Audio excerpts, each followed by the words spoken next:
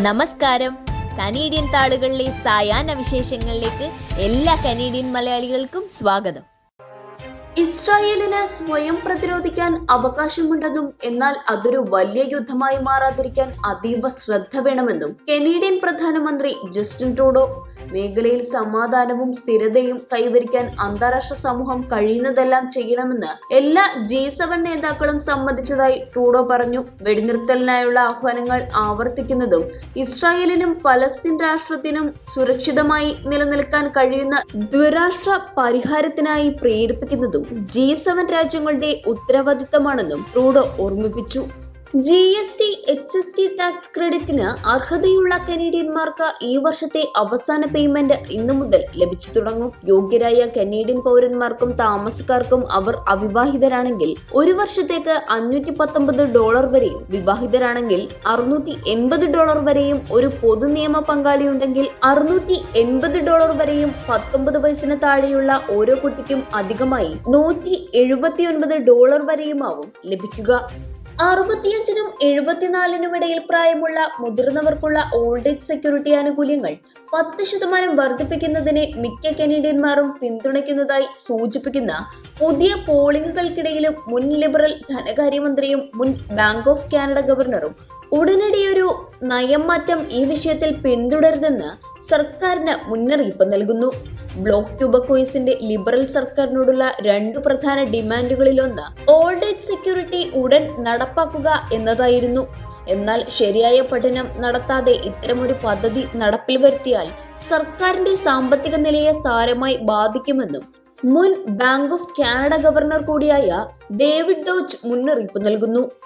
BCയിലെ port ഹാർഡിക്ക് സമീപം seaplane തകർന്ന് ഒരാൾ മരിച്ചു. പോർട്ട് ഹാർഡിയിൽ നിന്ന് 45 കിലോമീറ്റർ വടക്ക് കിഴക്കായി സ്ഥിതി ചെയ്യുന്ന വിദൂര പ്രദേശമായ വാർണർ ബേയിലാണ് വിമാനം തകർന്നതെന്ന് ട്രാൻസ്പോർട്ടേഷൻ സേഫ്റ്റി ബോർഡ് അറിയിച്ചു.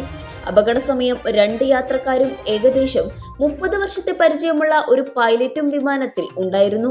പൈലറ്റും ഒരു യാത്രക്കാരനും പരിക്കുകളോടെ രക്ഷപ്പെടാൻ കഴിഞ്ഞുവെന്നും വിമാനത്തിനുള്ളിൽ കുടുങ്ങിയ മറ്റ് യാത്രക്കാരെ രക്ഷിക്കാൻ ശ്രമിച്ചെങ്കിലും വിജയിച്ചില്ലെന്നും പോർട്ട് ഹാർഡി RCMP അറിയിച്ചു. ഇസ്രായേലിനെതിരെ നടത്തിയ വ്യോമാക്രമണം ഏറ്റവും കുറഞ്ഞ ശിക്ഷയെന്ന ഇറാൻ പരമോന്നത നേതാവ് ആയത്തുള്ള അലി ഖമനേയി ടെഹ്റാനിലെ വെള്ളിയാഴ്ച നമസ്കാരത്തിന് ശേഷമുള്ള പ്രഭാഷണത്തിലാണ് മിസൈൽ ആക്രമണത്തെ ഇറാൻ പരമോന്നത നേതാവ് ന്യായീകരിച്ചത്. ഇസ്രായേൽ രക്തദാഹിയാണെന്നും അമേരിക്ക പേപ്പട്ടിയാണെന്നും പറഞ്ഞ അദ്ദേഹം മുസ്ലിം രാജ്യങ്ങൾ ഇസ്രായേലിനെതിരെ ഒന്നിച്ചു നിൽക്കണമെന്നും ആഹ്വാനം ചെയ്തു. ഇറാനെ പ്രതിരോധിക്കാനുള്ള അവകാശമുണ്ടെന്നും ആയത്തുള്ള അലി ഖമനേയി കൂട്ടിച്ചേർത്തു.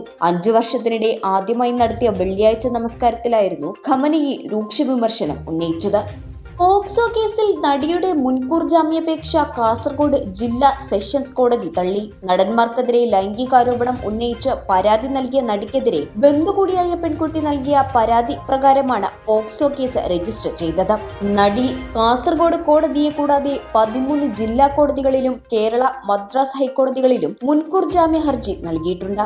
നടനും MLAയുമായ മുകേഷ് അടക്കമുള്ള നടന്മാർക്കെതിരെ പരാതി നൽകിയ നടിക്കെതിരെയാണ് മൂവാറ്റുപുഴ പോലീസ് പോക്സോ വകുപ്പുകൾ ചുമത്തി കേസെടുത്തത്. ഓഡീഷനായി ചെന്നൈയിലേക്ക് വിളിച്ചു വരുത്തിയ ബന്ധു കൂടിയായ നടി നിരവധി പേർക്ക് തന്നെ കാഴ്ചവെച്ചെന്നായിരുന്നു യുവതിയുടെ പരാതി. ഇന്നത്തെ കനേഡിയൻ സായാഹ്ന വിശേഷങ്ങൾ ഇവിടെ അവസാനിക്കുന്നു.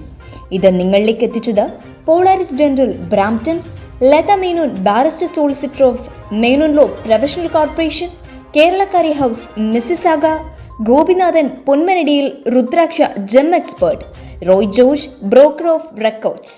ഇവർക്കും നല്ലൊരു സായാഹ്നം നേർന്നുകൊണ്ട് കനേഡിയൻ താളുകൾക്ക് വേണ്ടി ഗാഥാപ്രകാശ്. കൂടുതൽ കനേഡിയൻ വിശേഷങ്ങൾക്കായി ഞങ്ങളുടെ YouTube ചാനൽ സബ്സ്ക്രൈബ് ചെയ്യാൻ മറക്കരുതേ.